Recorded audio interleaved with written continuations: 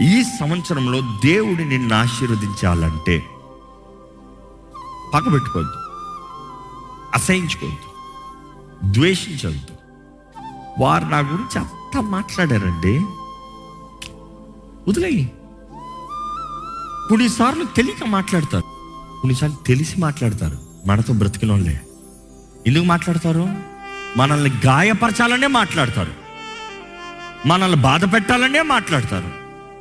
మన బాధ, మనలో కోపం రాగాలని, దాన్ని బట్టి మనం పాపం చేయాలనే మాట్లాడతారు. But can you forgive? క్షమించగలరా?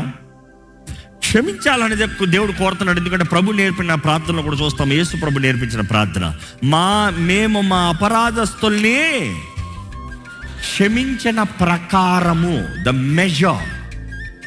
ఎంతగా క్షమిస్తున్నావు? మమ్మల్ని క్షమించు, మా అపరాధాలను క్షమించు.